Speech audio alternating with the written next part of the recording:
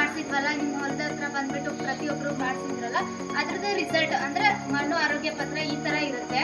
ಇದರಲ್ಲಿ ಅಂದರೆ ನಾವು ಇದನ್ನ ನಮ್ಮ ಮಣ್ಣೆಲ್ಲ ಕಲೆಕ್ಟ್ ಮಾಡ್ಕೊಂಡ್ಬಿಟ್ಟು ನಾವು ಕಾಲೇಜಿಗೆ ಕಳಿಸಿದ್ವಿ. ಆ ಕಾಲೇಜಿಂದ ಈ ಥರ ಟೆಸ್ಟ್ ರಿಪೋರ್ಟ್ ಅಂತ ಬರುತ್ತೆ.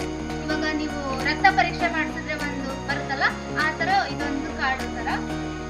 ಇದರಲ್ಲಿ ಅದೇ ನಿಮ್ಮ ಹೆಸರು ಮತ್ತು ನಿಮ್ಮದು ಏನು ಊರು ಇದೆ, ಮತ್ತು ನಿಮ್ಮದು ಸರ್ವೆ ನಂಬರು ಇದೆ, ಮತ್ತು ಮಣ್ಣಲ್ಲಿ ಏನೇನಿದೆ ಏನೇನಿಲ್ಲ ಅಂತ, pH ಮತ್ತು ರಸಸಾರ, ವಿದ್ಯುತ್ EC ಅಂತಾರಲ್ಲ, ವಿದ್ಯುತ್ ವಾಹಕತ್ವ, ಆರ್ಗ್ಯಾನಿಕ್ ಕಾರ್ಬನ್ನು, ಮತ್ತು ರಂಜಕ ಎಷ್ಟಿದೆ, ನೈಟ್ರೋಜನ್ ಎಷ್ಟಿದೆ, ಫಾಸ್ಫರ್ ಎಷ್ಟಿದೆ ಅಂದರೆ ನಿಮ್ಮದು ಸರ್ವೆ ನಂಬರ್, ನಿಮ್ಮ ಜಮೀನಲ್ಲಿ ಏನೇನೆಲ್ಲ ಎಷ್ಟೆಷ್ಟಿದೆ ಅಂತ ಇಲ್ಲಿ ಕೊಟ್ಟಿದ್ದಾರೆ ಕೂಡ.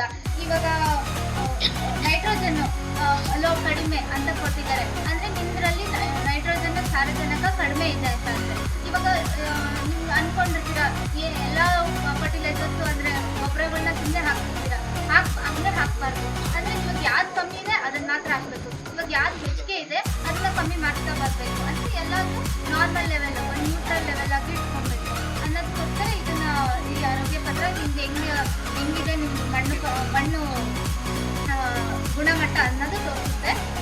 ಇದ್ರ ಪ್ರಕಾರ ನೀವು ಯಾವುದಕ್ಕೆ ಅಂದರೆ ಯಾವ ಬೆಳೆ ಹಾಕ್ತಿರೋದು, ಅದಕ್ಕೆ ಯಾವ ಗೊಬ್ಬರ ಎಷ್ಟೆಷ್ಟು ಪ್ರಮಾಣದಲ್ಲಿ ಹಾಕಬೇಕು, ಶಿಫಾರಸು ಮಾಡಿರ್ತಾರಲ್ಲ ಒಂದು ಯಾವುದು ಕಾಲೇಜ್ ಕಡೆಯಿಂದ, ಕಾಲೇಜ್ ಆಗಿರ್ಬೋದು, ಕೃಷಿ ವಿಶ್ವವಿದ್ಯಾನಿಲಯ ಅದರೆಲ್ಲ POP ಅಂತ ಬಿಡ್ತಾರೆ. ಅಂದರೆ ಪ್ರತಿಯೊಂದು ಬೆಳೆಗೂ ಇಷ್ಟಿಷ್ಟು ಪ್ರಮಾಣದಲ್ಲಿ ನೀವು ಬಿತ್ತನೆ ಮಾಡೋದ್ರಿಂದ ಇಟ್ಕೊಂಡು ಕೊಯ್ಲು ಮಾಡೋದ್ವರೆಗೂ ಏನೇನೆಲ್ಲ ಮಾಡಬೇಕು ಅನ್ನೋದು ಅದರಲ್ಲಿರುತ್ತೆ. ಸೊ ಅದರಲ್ಲಿ ಶಿಫಾರಸು ಮಾಡಿರೋ ಗೊಬ್ಬರಗಳನ್ನ ಎಷ್ಟೆಷ್ಟು ಮಟ್ಟಿಗೆ ಹಾಕಬೇಕು ಅನ್ನೋದನ್ನ ನೀವು ತಿಳ್ಕೊಂಡ್ರೆ ಈಸಿ ಆಗುತ್ತೆ. ಮತ್ತು ನಿಮ್ಗೆ ವ್ಯರ್ಥ ಖರ್ಚು ಕಮ್ಮಿ ಆಗುತ್ತೆ.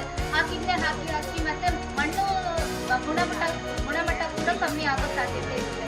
ಹಾಗಾಗಿ ಇವಾಗ ನಾವು ಆಹಾರ ತಗೋಬೇಕಾದ್ರೂ ಅಷ್ಟೇ, ಯಾವ್ದು ಕಮ್ಮಿ ಇರುತ್ತೋ ಅದನ್ನು, ಇವಾಗ ಒಬ್ಬರಿಗೆ ಐರನ್ ಕಂಟೆಂಟ್ ಕಮ್ಮಿ ಇರುತ್ತೆ ಅಂತ ಡಾಕ್ಟರ್ ಹೇಳ್ತಾರಲ್ವ, ಸೊ ಆವಾಗ ಐರನ್ ಟ್ಯಾಬ್ಲೆಟ್ಸ್ ಅಂತ ಮಾಡ್ತೀವಲ್ಲ, ಅದೇ ಥರ ಮಣ್ಣನ್ನು ಸಹ ಆ ಥರ ತಗೋಬೇಕು, ಆ ಥರದ ನೋಡ್ಕೋಬೇಕು.